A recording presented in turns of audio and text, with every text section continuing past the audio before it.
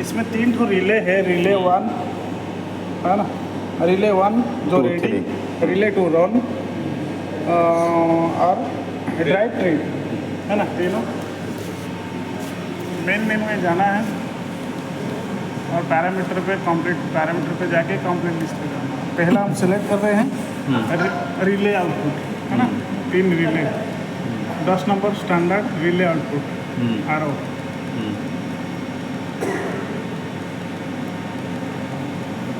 पहला रिले में आपका वायरिंग के हिसाब से रेडी रन, उसी हिसाब से इसको एडिट करके जो अपना था है उसको करना है। मतलब ये तो प्रोग्राम हो गया है इसलिए मैं रेडी रन है, उसको चेंज नहीं कर रहा हूँ सेव है ना। पहला ready run, second running trip है ना, सेकेंड नंबर है रिले 2 सोर्स रनिंग, मतलब जैसे ड्राइव रन होगा रनिंग का रन इंडिकेशन आ जाएगा।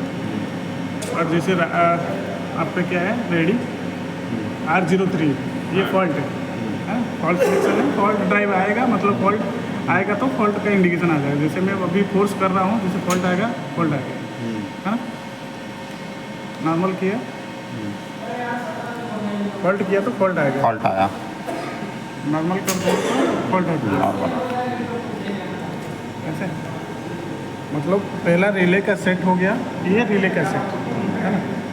दूसरा चीज़ AI का, अपना PLC से क्या AI दे रहा है ना, PLC से क्या मतलब रेफरेंस आ रहा है, 4 to 20 मिली एम्प्स आ रहा है कि 0 to 10 वोल्ट आ रहा है। आपका AI1 में कनेक्टेड है PLC speed reference from PLC है ना, speed reference from PLC AI1 में कनेक्टेड है। तो इसमें क्या करोगे, AI1 का प्रोग्राम में जाके आपका स्केल, पहले तो स्केल करना है, एक तो यूनिट पहले यूनिट डालना है, तो वोल्टेज में दे रहा है कि मिलियम्स में दे रहा है। वो मेरा PLC अभी वोल्टेज में दे रहा है, तो इसका मिनिमम मैक्सिमम रेंज किया मैं 0 to 10 वोल्ट जो उसका रेंज है PLC का, तो उसका मैं सेट कर दिया कितना रेंज में मेरे को आएगा। तो मेरा स्केल ये है 0 to 10 में 0 to 1490, मतलब इसका जितना RPM फुल RPM है उसकी रेंज में मेरे को यहाँ दिखेगा। ये स्केल हो गया कंप्लीट। उसके बाद आ जाओ AO, मतलब एनालॉग आउटपुट। एनालॉग आउटपुट 1 में आपका लगा हुआ है वायरिंग में मोटर स्पीड है, तो वही स्पीड उसको PLC को जाना चाहिए। तो उसका रेंज कितना है 1470 है ना, 4 to 20 मिलियंस में 0 to 1470 तक आना चाहिए है ना, 1470 आना है 1470, उसकी रेंज में आपको PLC में एक्चुअल दिख जाएगा, मतलब रेफरेंस, मतलब कितना आपको RPM चल रहा है, कितना दिया है उसे, तो वो दिख जाएगा। और दूसरा AO2 में करंट रेफरेंस दे रहे हैं। करंट रेफरेंस क्या है, जो एक्चुअल में मोटर का डाटा का करंट है मतलब 273 है, 0 to 73 में 4 to 20 मिलियम्स में जा रहा है। ये दोनों का हो गया ख़त्म। उसका वायरिंग में आपका और क्या है, वायरिंग में आपका है एक तो ऑपरेशन मोड। इसमें आपका 3 मोड है। एक तो इसमें रिमोट मोड है, लोकल मोड है ना। इसका एक तो रिमोट, इसमें जो लोकल है ये चलेगा, इसमें जो रिमोट है ये आपका पुश बटन चलेगा। और रिमोट पे और एक ऑप्शन है रहता है मेरे को, एक मैं इस पर यूज़ किया हूँ एक्सटर्नल 1 और एक्सटर्नल 2। इसी हिसाब से मेरे को आपका लोकल रिमोट पे आपका एक तो DI वायरिंग हुआ है, जो मैं DI2 मेरा बिट हाई होगा तो इसका काम करेगा कि PLC का काम करेगा, उसी हिसाब से एक्सटर्नल 1-2 का सिलेक्शन है। और दूसरा चीज़ आ जाएंगे हम स्टार्ट स्टॉप और डायरेक्शन में। जो अपना स्टार्ट बीट दे रहे हैं, मतलब जो जिस ये बटन को स्टार्ट कमांड दे रहे हैं किस DI पे हाई हो रहा है, मेरा DI1 पे स्टार्ट कमांड आ रहा है, तो मैं यूज़ किया हूँ एक्सटर्नल 1। इसको माना मैं एक्सटर्नल 1, उसको मानो एक्सटर्नल 2। एक्सटर्नल 1 में पहला कमांड में दोगे इन स्टार्ट है ना। दूसरा लेवल रहना चाहिए, डिफॉल्ट है। और तीसरे में जो DI सोर्स दे रहे हो उसको सिलेक्ट करना पड़ेगा। DI इसमें बहुत सारी है, तो जो DI आपका वायरिंग है उसको सिलेक्ट करना पड़ेगा, कर दिए। और एक्सटर्नल 2 कमांड भी वही रहना चाहिए, वो इन स्टार्ट पे रहेगा। और DI1 वही, जैसे यहाँ पे 1 था उसमें भी वही है। ओके, ये स्टार्ट स्टॉप का हो गया। दूसरा मोड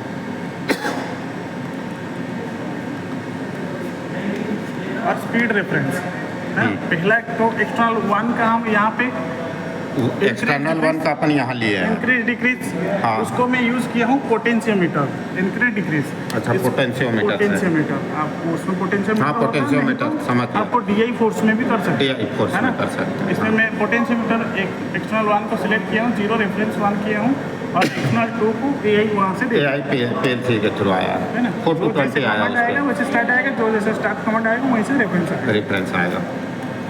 और इसमें आपका स्पीड रेफरेंस में आपको पोटेंशियोमीटर को एक्टिवेट करना पड़ता है। नीचे आओगे, ये जैसे आएगा ना पोटेंशियोमीटर 22 का 70 में 22 से 70। हाँ, इसको डिसेबल रहता है, नॉट सिलेक्टेड, इसको सिलेक्ट करना पड़ता है। और उसका फंक्शन क्या रहना चाहिए, इसको डिसेबल भी रहता है। इसमें function enable with resume always, जैसे पावर ऑन हो जाए नॉर्मल पोजिशन नॉर्मल में आना चाहिए, है ना? पोटेंशियोमीटर को एक्टिवेट हो गया है और एक सोर्स देना पड़ेगा, कौन से DI में हाई होगा, कौन से DI। आपका वायरिंग के हिसाब से DI3 इंक्रीज और DI3 डिक्रीज, है ना? उसका भी फिर नीचे रेंज देना पड़ेगा। रेंज क्या है, जो 1490 70 जो भी है वो आपका 1470 है।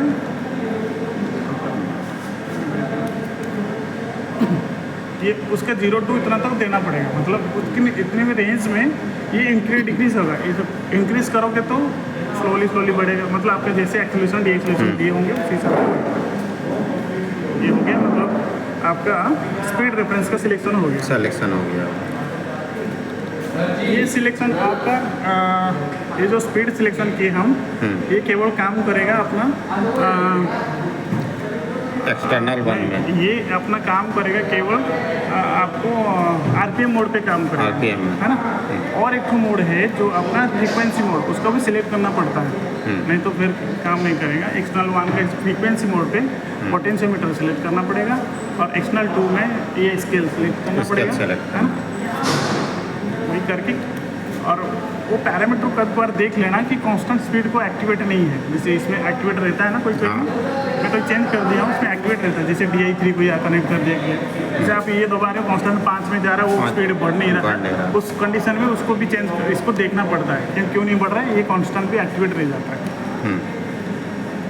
ये अपना फ्रीक्वेंसी सिलेक्शन हो गया खत्म। आपका लिमिट में आप पे मैक्सिमम मिनिमम लिमिट, जो आपका मैक्सिमम RPM है उसको सिलेक्ट देना पड़ेगा, जो मोटर का दे दिए।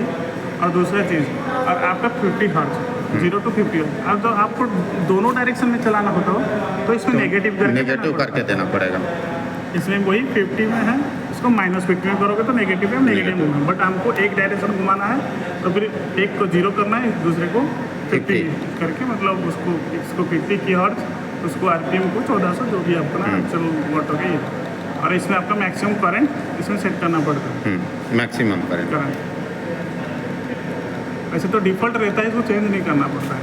आप जितने चेंज कर दोगे ना उतने में ही स्पीड रहेगा, उससे आगे बढ़ेगा, आगे नहीं बढ़ेगा। और इसमें फॉल्ट फंक्शन में आपको सिलेक्ट करना पड़ता है एक तो अपना DI5 आपको दिया हुआ है, DI5 वायरिंग है। इसमें फॉल्ट रीसेट के लिए DI5 दिया हुआ है, देखो fault reset DI5। Fault reset के तो लिए इसलिए मैं प्रोग्राम में DI5 एक्टिवेट किया हूँ। अच्छा, ठीक है ना? तो ये प्रेस करोगे तो फॉल्ट रीसेट कर, जो भी फॉल्ट इसमें आएगा तो वो रीसेट हो जाएगा नॉर्मल। इनका भी वीडियो बनाना पड़ेगा। मैं गलत बोल रहा हूँ, बिल्कुल सही हो। नहीं उनका है, ऐसे इलेक्ट्रिकल वाले छेड़े जो छेड़ना है आप क्यों छेड़े? आप क्यों छेड़ोगे? हाँ भाई, ये बताइए कि अभी इंजन इनके ऊपर डाल दो भाई, अभी छेड़े। इनका जो फंक्शन है उसको देख क्या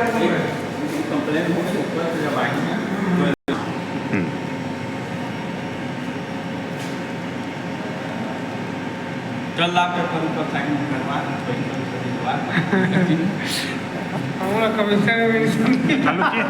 चालू है। और लास्ट में मोटर का डाटा डालना है। पहले तो डालते हैं, हमें पहले तो मोटर का डाटा ही डालना रहता डाल दिया, ठीक है ना?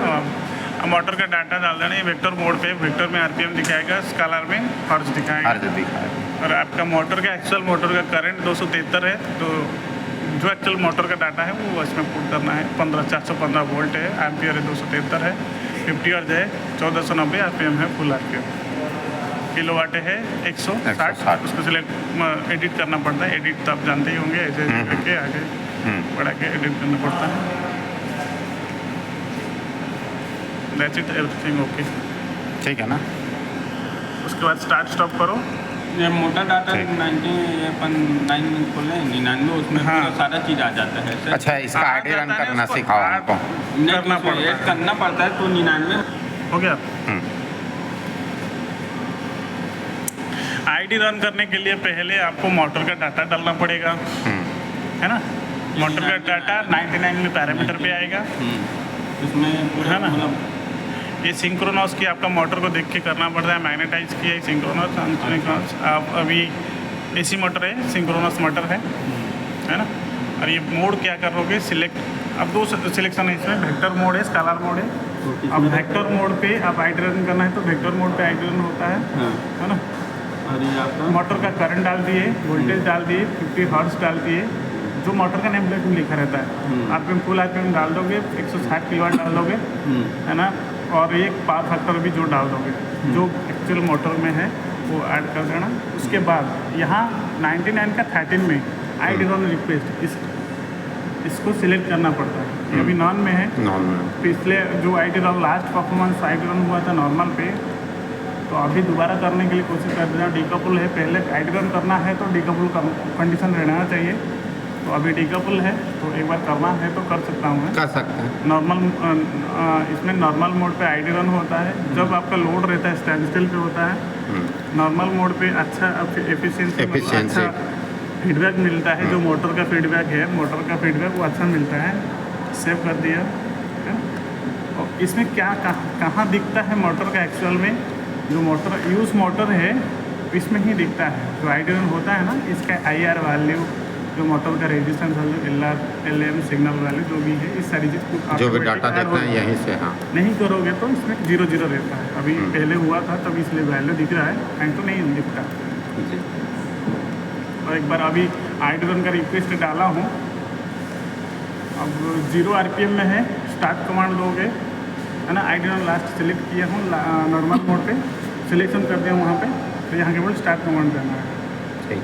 लोकल में जाना है और स्टार्ट कमांड करना है। कन्फर्म है। आईडी रन स्टार्ट हो गया और ये कंटिन्यू 1 मिनट तक चलेगा आईडी रन। हाँ, आईडी रन हो रहा है, चेक हो रहा है अपने आप, सेल्फ चेक।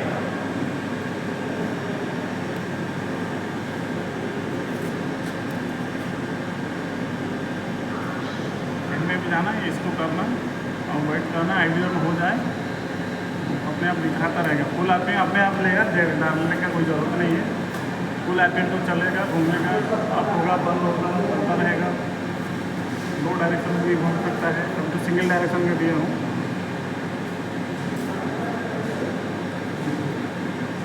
जब आईडी रन कंप्लीट हो जाएगा, ये ब्लिंकिंग लाइट स्टेबल हो जाएगा।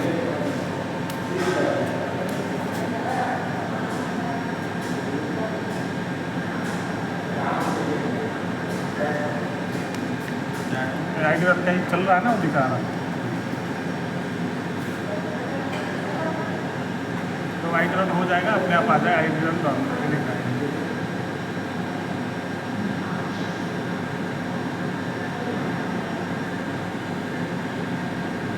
और ये ध्यान देना है, नॉर्मल मोड पे कर रहे हो तो आईडी रन मोटर डीकप होना कंपल्सरी है।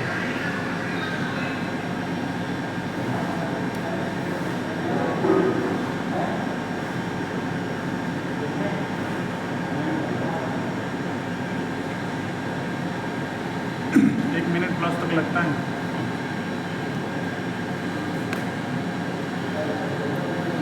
लग रही है आप आया अब बंद होना चालू हो गया।